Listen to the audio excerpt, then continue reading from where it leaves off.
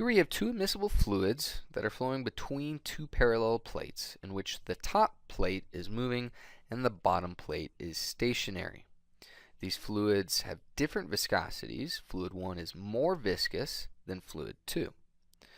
Now the question is, we want to know what the velocity profile is going to look like for these two fluids. And at first, I'd like you to pause it and try to draw it out yourself.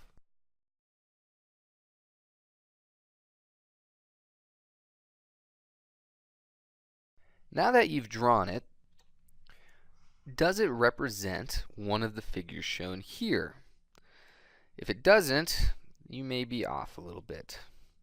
But for the sake of this argument and this question, which of the following figures do you think is true based on the top plate moving and the bottom plate being stationary?